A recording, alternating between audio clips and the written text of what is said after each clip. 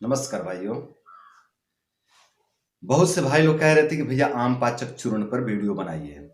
तो आज की इस वीडियो में मैं आम पाचक चूर्ण के बारे में पूरी जानकारी दूंगा। आम पाचक चूर्ण बनाने का तरीका भी बताऊंगा, उसका सेवन विधि भी बताऊंगा, उसके गुण धर्म तासीर लाभ आदि पूरी जानकारी दूंगा इस वीडियो में। तो वैसे तो आम पाचक चूर्ण रेडीमेड बाजार में मिल जाता है। जीवा फार्मेसी का बनाया हुआ आम पाचक चूर्ण रेडीमेड में मिल जाता है बाजार में। लेकिन मैं इस वीडियो में आपको घर पर आम पाचक चूर्ण बनाने का तरीका बता दूंगा, जिसको देख करके आप घर पर ही आम पाचक चूर्ण तैयार कर लें और उसका सेवन करके उसका लाभ लें। तो पहले हम लोग शुरू करते हैं कि आम पाचक चूर्ण कैसे बनाएं, उसके बाद इसके लाभ पर बात करेंगे और इसके गुण धर्म तासीर आदि के बारे में पूरी जानकारी लेंगे। तो देखिए भाई, आम पाचक चूर्ण बनाने के लिए आप लेंगे 5 ग्राम सौंठ। सौंठ मतलब अदरक का सूखा हुआ अदरक, जो चूर्ण बन सके, जो पाउडर बन सके। ताज़ा अदरक का चूर्ण नहीं बनाया जा सकता। और ताज़ा अदरक जो होता है ये पचने में थोड़ा हैवी होता है, और सूखा हुआ जो अदरक होता है जिसको सौंठ कहते हैं ये पचने में हल्का हो जाता है। दोनों ही अग्निवर्धक हैं, सूखा हुआ अदरक भी और ताज़ा अदरक भी, दोनों ही अग्निवर्धक हैं। पर जो सूखा हुआ अदरक होता है ये कुछ ज़्यादा ही हल्का होता है और बहुत अच्छा अग्निवर्धन करता है। तो सूखा हुआ सौंठ ले लेंगे 5 ग्राम। सफ़ेद जीरा लेंगे 5 ग्राम। सफ़ेद जीरा को आप चाहे तो थोड़ा भून भी सकते हैं या फिर सीधे भी ले सकते हैं, दोनों ही कर सकते हैं। भून भी सकते हैं, नहीं भी भून सकते हैं। अगर बहुत पाचन कमज़ोर है, बिल्कुल भी दवाइयाँ नहीं हजम होती हैं, कोई भी दवाई हजम नहीं होता है, तो भून करके ले लीजिए, थोड़ा सा तवे पे भून लीजिए, उसको चल जाएगा। तीसरी औषधि आपकी धनिया। धनिया को भी आप भून के भी ले सकते हैं या फिर बिना भुना हुआ भी ले सकते हैं। भुना हुआ धनिया अगर लेते हैं तो आप 15 ग्राम लेंगे, कच्चा धनिया भी 15 ग्राम ही लेंगे। तो धनिया आपको 15 ग्राम लेना है। आपकी चौथी औषधि है पुदीना। पुदीना भी सूखा हुआ लेंगे, सूखा हुआ पत्ता जो है कि ताज़ा नहीं लेंगे, ताज़ा लेकर के आप उसको सुखा लेंगे। सब कुछ आसानी से मिल जाता है, आपके घर पर ही उपलब्ध हो जाएंगे, अगल बगल से आप खोज लेंगे, सब मिल जाते हैं। पुदीना आपके गांव में, आपके अगल बगल में होंगे ही होंगे। तो पत्ता लेकर के 15 सुखा लीजिए, सुखा करके 15 ग्राम होना चाहिए। सूखा हुआ 15 ग्राम होना चाहिए पत्ता, गीला पत्ता नहीं। अगर ताज़ा पत्ता 15 ग्राम लेंगे तो फिर सूख करके 5 ग्राम हो जाएगा, तो उसका मात्रा कम हो जाएगा। ठीक है, तो सूखा हुआ पत्ता लेंगे 15 ग्राम। और आपकी पांचवी औषधि है बड़ी सौंफ। बड़ी वाली सौंफ ले लेंगे 15 ग्राम। ठीक है, 15 ग्राम बड़ी सौंफ। ठीक है, इसको भी चाहे तो आप थोड़ा भून सकते हैं। अगर पाचन कमज़ोर है, बहुत ज़्यादा कमज़ोर है, तो भून करके लीजिए। अगर पाचन बहुत ज़्यादा कमज़ोर नहीं है तो सीधे ही कच्चा ही उसको पाउडर बना दीजिए। ठीक है, तो इन पांचों औषधियों का मिश्रण करके चूर्ण बना लीजिए। कूट करके इसको खननी में कूट करके, ओखल में, छोटे ओखल में उसको कूट करके पूरा चूर्ण बना दीजिए। बिल्कुल पतला चूर्ण, बारीक चूर्ण बना लीजिए। और चूर्ण बना करके इसका सेवन करें। सेवन की अब बात करें कितना मात्रा कितना रहेगा, तो मात्रा की अगर बात करें तो ये 3 से 4 ग्राम रहेगा। मात्रा जो इसका रहेगा 3 से 4 ग्राम रहेगा। सुबह शाम, सुबह भी 3 ग्राम या 4 ग्राम भोजन के 10 मिनट के बाद, और शाम को भी भोजन के बाद 3 से 4 ग्राम लेना है, भोजन के 10 मिनट के बाद। ठीक है, तो इस तरह से इसका सेवन विधि रहेगा। और मात्रा भी मैंने बता दिया, मात्रा जो है कि 3 से 4 ग्राम रहेगा। और आप चाहें तो ये रेडीमेड भी ले सकते हैं। अगर आप चाहते हैं कि कौन इतना ताम झाम करने जाए, तो जीवा फार्मेसी से आपको बना बनाया मिल जाता है रेडीमेड में, तो आप उसको लेकर भी सेवन कर सकते हैं। और यदि आपको बनाना उचित लगता है, सुविधाजनक लगता है, और लगता है कि मैं अपने ढंग से अच्छा बनाऊंगा, तो आप अपने ढंग से अपने घर पर बना करके इसका सेवन कर सकते हैं। अब बात करते हैं कि इसका तासीर क्या है, क्योंकि ये जानना बहुत जरूरी होता है भाइयों। दवाइयाँ बना लेना बड़ी बात नहीं है, उसके गुण धर्म तासीर जानना बहुत बड़ी बात होती है। यही तो आयुर्वेद है, यही तो विज्ञान है। बाकी दवाइयाँ तो करोड़ों हैं इस ब्रह्मांड में, पर उसके गुण धर्म तासीर जानने वाले बहुत कम लोग हैं। ठीक है, और जो गुण धर्म तासीर जान जाता है वो एक अच्छा चिकित्सक होता है। तो अब बात करते हैं इसका तासीर क्या है। इस औषधि जो तैयार हो गया, ये मिश्रण जो आम पाचक चूर्ण जो तैयार हुआ है 5 औषधियों के मिश्रण से, इसका तासीर क्या है? तो इसका तासीर है उष्ण, मतलब गर्म। अगर पुदीना को छोड़ दे तो बाकी जो 4 औषधियां हैं सभी गर्म हैं। सौंठ भी गर्म, जीरा भी गर्म, धनिया भी थोड़ा सा गर्म है, और जो अपना पुदीना है ये थोड़ा शीतल है, थोड़ी सी शीतल है, बहुत ज़्यादा भी शीतल है। ये भी अग्निवर्धन ही करता है, ये भी अग्निवर्धक औषधि है।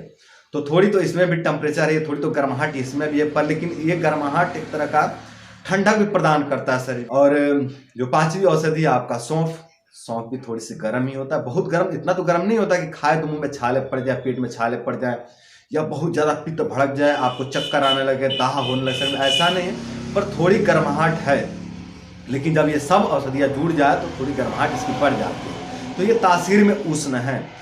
तो तासीर में उष्ण है तो जो भी पित्तज शरीर वाले हैं, जिनको दाह से बहुत दिक्कत रहता है, जो गर्मी में आकर बहुत ज़्यादा जलने लगते हैं, जिनको बहुत ज़्यादा जलन होने लगती है, बहुत ज़्यादा गला सूखने लगता है, बार बार प्यास लगने लगता है, चक्कर आने लगता है, ब्लड प्रेशर बिगड़ जाता है, ब्लड प्रेशर हाई हो जाता है, वो लोग इस औषधि से दूर रहें। और जिनको थोड़ी बहुत गर्मी रहता है, जो उनका थोड़ी सी पित्त बिगड़ा हुआ है, हल्की सी पित्त बिगड़ा हुआ, वो लोग इसका सेवन कर सकते हैं। वैसे बाकी सभी लोग सेवन कर सकते हैं। जो हाई ब्लड प्रेशर वाले हैं, जिनको बहुत ज़्यादा गर्मी बर्दाश्त नहीं होती है, जिनके शरीर में जलन पड़ने लगता है, आंखों में जलन पड़ने लगते हैं, मुंह में बिल्कुल छाले पड़ जाते हैं बार बार गर्मी से, बहुत तेजी से बाल सफ़ेद हो रहे हैं, बाल झड़ रहे हैं गर्मी से पूरा चेहरा लाल हो जाता है, जलने लगता है शरीर, वो लोग इससे दूर रहें। बाकी सब लोग इसका सेवन कर सकते हैं। तो ये है इसका तासीर है उष्ण। अब बात करें कि ये गुण में कैसा है, इसका गुण क्या है? तो गुण में ये रुक्ष है, मतलब ड्राई नेचर का है, रुक्ष है। लघु है, लघु मतलब पचने में हल्का है, लघु मतलब होता है पचने में हल्का। और ग्राही है, ग्राही मतलब मल को बांधने वाला है, मल को बांधने वाला, सख्त बनाने वाला, जो गीला मल होता है, आईबीएस जैसे केस में इसका यूज होता है। मैं बेनिफिट बताने वाला हूं, लेकिन अभी सिर्फ इसका गुण बतला रहा हूं, इसके बनाने का तरीका आदि बता दिया हूं, ठीक है। तो ये जो है कि ग्राही है, लघु है, पचने में हल्का है, रुक्ष है, ड्राई नेचर का है, मतलब म्यूकस को सुखाने की क्षमता, ड्राई ही औषधियां म्यूकस को सुखाती हैं, ठीक है। और ग्राही है, मल को बांधने की क्षमता है, ताकत है इसके अंदर, ठीक है। तो ये हो गया इसके गुण। तो हमने तासीर भी जान लिया, गुण भी जान लिया, और बनाने का तरीका भी जान लिया। अब जानते हैं इसके फायदे क्या क्या हैं, ठीक है। तो देखिए भाइयों, चाहे रेडीमेड आम पाचक चूर्ण लें या घर पर आप आम पाचक चूर्ण बनाएं, दोनों के फायदे सेम हैं। और मुझे लगता है आप अगर घर पे बनाएं तो थोड़ा ज़्यादा अच्छा होगा, क्योंकि यहाँ साफ सफाई का आप ध्यान रखेंगे, तो आप घर पर बना के ही यूज करें, ठीक रहेगा। अब बात करते हैं फायदे की। तो देखिए भाइयों, जिनको बहुत ज़्यादा म्यूकस आता है, जिनको बहुत ज़्यादा स्टिकी मल बनता है, बिल्कुल चिपचिपा मल बनता है, बिल्कुल चिकास चिकास जैसा मल बनता है, उनके लिए बहुत बढ़िया है। नाम में ही है आम पाचक चूर्ण, ठीक है, मतलब ये आम का पाचन करता है, आम दोष का पाचन करता है, ठीक है। तो जिनको भी बहुत ज़्यादा म्यूकस आता है, बहुत ज़्यादा चिपचिपा शौच आता है, बिल्कुल लैट्रिन चिपक जाता है शौच करते समय, बिल्कुल पानी गिराने पे भी नहीं छोड़ता है, एकदम चिपक गोंद जैसा जिनका शौच होता है, उनके लिए बहुत बेस्ट औषधि है। या जिनको बिल्कुल सफ़ेद सफ़ेद आंव पड़ता है, पेचिस पड़ता है, उनके लिए भी ये बढ़िया है, बेस्ट है। हाँ, लेकिन अगर आंव के साथ में बहुत ज़्यादा पेट में जलन होता है तब उतना कारगर नहीं है, तब उतना बेनिफिशियल नहीं है, फिर वहाँ पे अलग चिकित्सा हो जाएगा, ठीक है।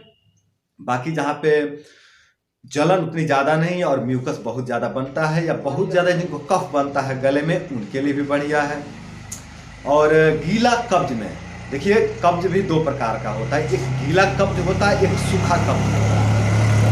शायद ये बातें कई बार चिकित्सक भी नहीं समझ पाते, कई बार पेशेंट भी नहीं समझ पाते हैं कि कब्ज कैसे 2 प्रकार का होता है, ठीक है। तो मैं आपको बता दिया कि 2 प्रकार का कब्ज होता है। एक होता है गीला कब्ज, जिसको IBS-C कहते हैं, गीला कब्ज को ही IBS-C कहते हैं, ठीक है।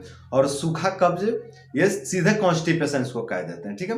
तो गीला कब्ज में ये काम कर जाता है, मतलब मल तो गीला है, ढीला है, बिल्कुल पतला है, लेकिन निकल ही नहीं रहा है। तो वैसे केस में ये आम पाचक चूर्ण काम कर जाता है। अब वैसे केस में आम पाचक चूर्ण अग्निवर्धन करके काम करता है। मैंने बताया है अपने कई वीडियो में कि ऐसे केस में अग्नि को बढ़ाने का काम करिए, ऐसे केस में अगर आप विरेचन औषधि लेते हैं तो अन्न पचे बिना ही निकल जाएगा और आप बहुत कमजोरी महसूस करेंगे। तो ऐसी लापरवाही ना करें। ऐसे स्थिति में आप पाचन औषधियों का मदद लें। तो ये हो गया आपका पाचन औषधि आम पाचक चूर्ण। तो यह आपके म्यूकस का पाचन करके आपके मल को सरका देगा। जब म्यूकस पच जाएगा तो मल खसकेगा। वो म्यूकस के कारण नहीं खसकता है, बिल्कुल चिपक सा जाता है, आंतों में चिपक जाता है, गोंद जैसा होता है ये, तो बिल्कुल चिपक जाता है, आंतों की दीवारों पे चिपक जाता है। और आप कितना भी जोर लगाते हैं, आप तो कहते हैं कि मैं तो जोर भी दे रहा हूं पर हो नहीं रहा है, पूरा जोर लगा रहा हूं पर हो नहीं रहा, तो कहां से होगा भैया, वो तो पूरा चिपका पड़ा है आंतों में। ठीक है, तो इस तरह के गीला कब्ज पर भी ये काम कर जाएगा। जिनको बहुत ज्यादा कफ होता है, बार बार सर्दी खांसी होते रहता है, उनके लिए भी बढ़िया है। जिनको कफज गैस होता है, जिनको कफज गैस हो जाता है, उनके लिए बहुत बढ़िया है। जिनको वातज गैस होता है उनके लिए भी बढ़िया है। अब कफज गैस में बहुत बदबू होता है, तो जिनके मल में बहुत ज़्यादा बदबू आता है, शौच में बहुत ज़्यादा बदबू आता है, ये कफज गैस होते हैं। तो ऐसे में अगर आप आम पाचक चूर्ण लेते हैं तो ये बहुत बढ़िया काम करेगा और आम का पाचन कर देगा, शौच का बदबू खत्म हो जाएगा, गैस का बदबू खत्म हो जाएगा। अगर मुंह से दुर्गंध आता है तो उसको भी ये ठीक कर देगा।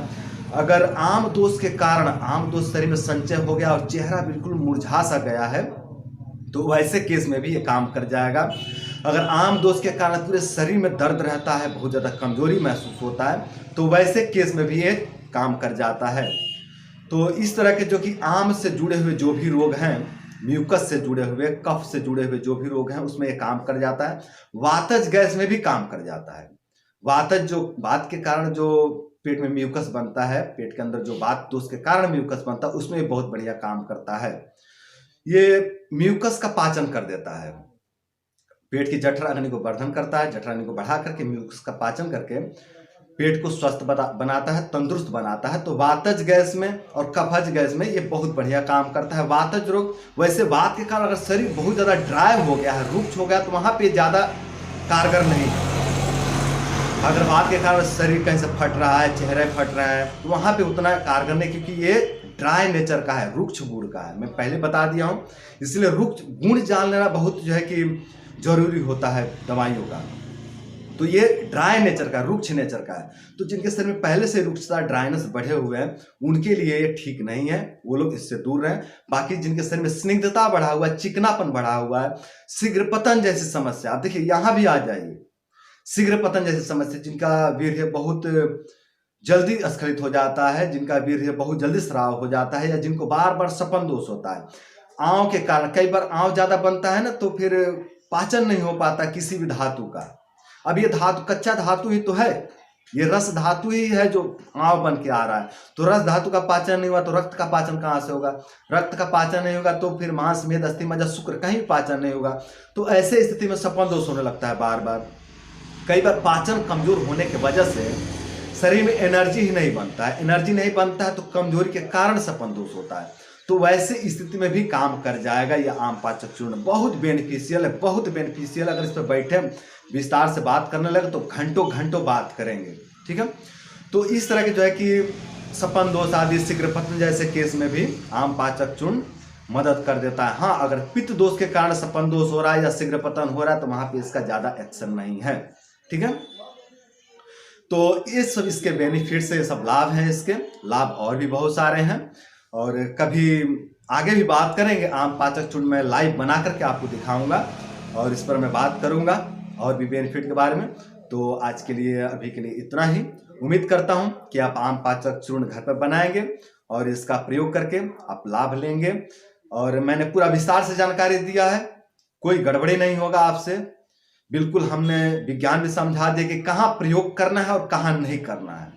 अगर आप जल रहे हैं, जल के पूरा आप गले में छाले पड़े हैं, मुंह में छाले पड़े हैं, फिर भी आप आम पाचक चूर्ण खाते हैं तो ऐसे में आपका नुकसान होगा। मैं पहले ही बता दिया हूँ वीडियो में। तो इस तरह की लापरवाही ना करें। बाकी इसके अलावा गर्मी के अलावा दूसरी भी समस्या, कोई भी समस्या, तो उसमें आम पाचक चूर्ण कहीं ना कहीं कुछ हद तक आपको मदद कर देगा। कुछ समस्याओं को जड़ से उखाड़ के फेंक देगा, कुछ समस्याओं को काफी हद तक नियंत्रण कर देगा। तो उम्मीद करता हूँ कि इस वीडियो को देख करके आप लोग आम पाचक चूर्ण का लाभ लेंगे। तो आज के लिए इतना ही। नमस्कार।